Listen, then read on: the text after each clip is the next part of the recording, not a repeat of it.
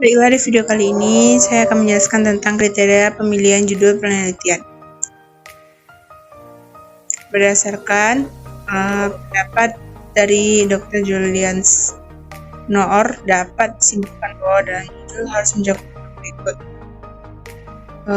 Yang pertama, menunjukkan sifat atau jenis penelitian. Yang kedua, menunjukkan variabel utama yang merupakan objek penelitian. Yang ketiga, menunjukkan variabel yang menjadi faktor pengaruh variabel utama, menunjukkan pada subjek penelitian atau objeknya, menunjukkan lokasi penelitian, menunjukkan tahun penelitian dan sasaran.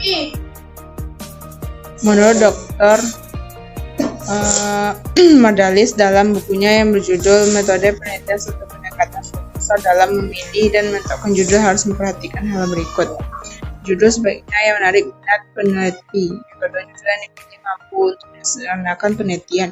3. Judul hendaknya mengandung kegunaan praktis dan penting untuk peneliti. Yang keempat, judul yang dipilih hendaknya cukup data yang tersedia, main dari kejadian dokumentasi judul dan judul lain. Sedangkan menurut Dr. Julian Noor dalam beberapa syarat agar judul penelitian dapat disebut baik antara lain, menyebutkan variabel penelitian, menyebutkan unit analisis penelitian, menyebutkan lokasi penelitian, dapat disusun sesingkat mungkin.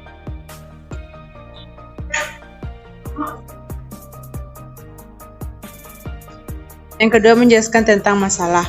Yang pertama, pengertian masalah. Apa itu masalah? Masalah merupakan suatu kesenjangan yang terjadi antar apa yang diinginkan. Suatu masalah dapat diartikan sebagai kendala hambatan pelaksanaan suatu program. Tanpa adanya permasalahan, penelitian tidak akan dapat dilaksanakan karena perumusan masalah merupakan sumber utama dari unsur penelitian yang akan dilaksanakan. Kriteria masalah merupakan bidang masalah dan topik yang menarik, mempunyai signifikasi secara teoritis atau praktis, dapat diuji melalui pengumpulan dan analisis data sesuai dengan waktu dan biaya yang tersedia.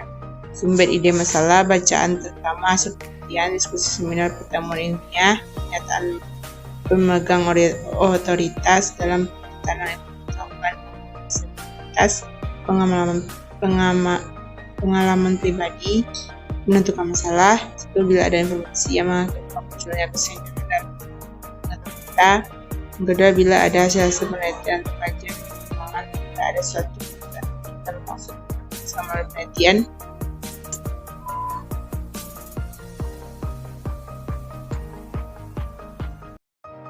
Yang ketiga, dasar-dasar menyusun latar belakang. Latar belakang tahap persiapan latar, penyusunan mulai dari penyebab penyimpanan dampak urutan, kerangka logika, penyebab masalah dampak, filosofis,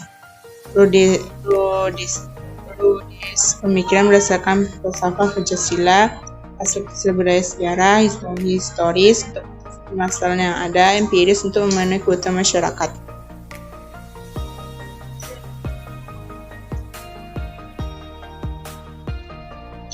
Langkah-langkah mengidentifikasi masalah penelitian sebagai pertanyaan tentang tema tertentu, yaitu yang kedua, menampilkan indikasi terjadinya masalah di belakang yang bisa dikaitkan dengan si C, mengidentifikasi berbagai masalah yang terjadi di perpustakaan klinik.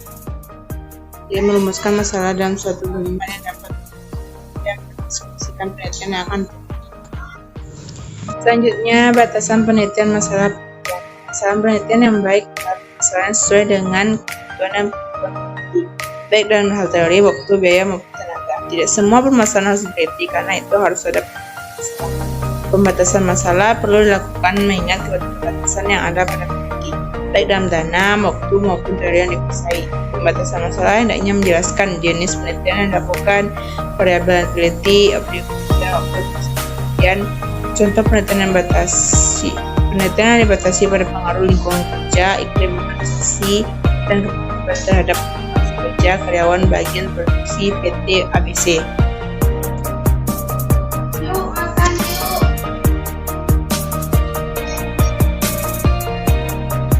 Yang kelima, rumusan masalah penelitian deskriptif, asosiatif, komparatif. Suatu rumusan masalah penelitian yang bersifat suatu masalah yang berkaitan dengan pertanyaan terhadap. Baiklah, Baiklah, selanjutnya rumusan masalah penelitian deskriptif, asosiatif, komparatif.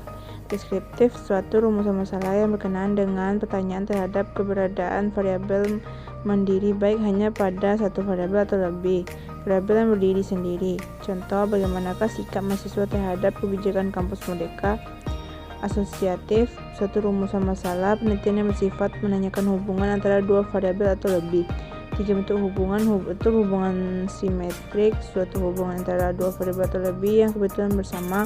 Dua, kehubungan kausal, hubungan yang bersifat sebab akibat. Hubungan interaktif, hubungan yang saling mempengaruhi. Komparatif, rumusan masalah penelitian yang membandingkan keberadaan suatu variabel atau lebih pada dua atau sampel yang berbeda atau pada waktu yang berbeda. Contoh, adakah perbedaan kualitas manajemen antara bank syariah dan bank non-syariah?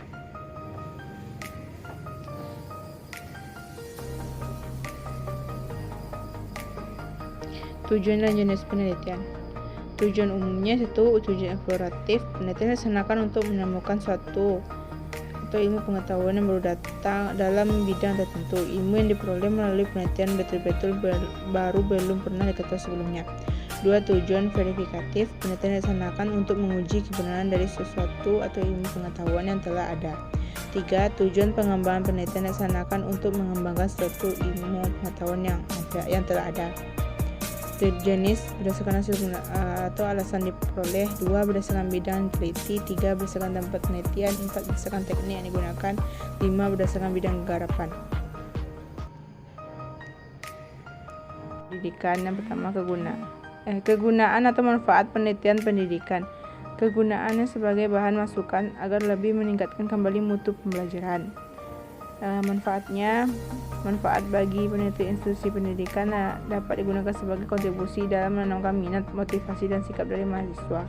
Bagi pendidik, dapat meningkatkan kualitas bimbingan dan strategi pembelajaran yang lebih baik pada mahasiswa. Yang ketiga, bagi mahasiswa, penelitian dapat memberikan dorongan pada mahasiswa untuk lebih memahami arti pentingnya minat, motivasi, dan sikap yang baik. Bagi peneliti, untuk dapat meningkatkan minat dan motivasi, untuk meningkatkan keilmuan di bidang penelitian, untuk memberikan informasi yang berguna untuk penelitian lebih lanjut, khususnya tentang motivasi belajar.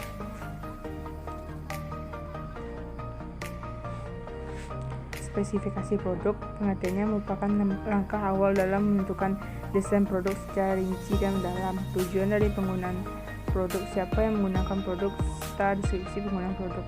Beberapa aspeknya, kebutuhan pemakai produk, mencakup isi dan materi, membedakan dengan produk yang lain.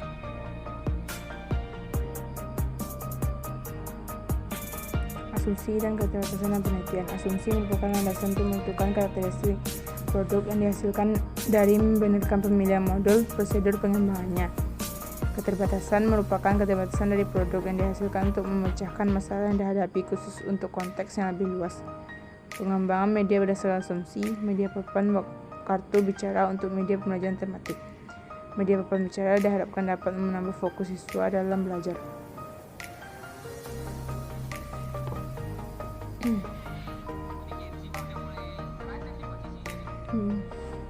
Definisi operasional merupakan konsep-konsep yang berupa kerangka yang menjadi kata-kata yang menggambarkan perilaku atau gejala yang diamati dan dapat diuji kebenarannya.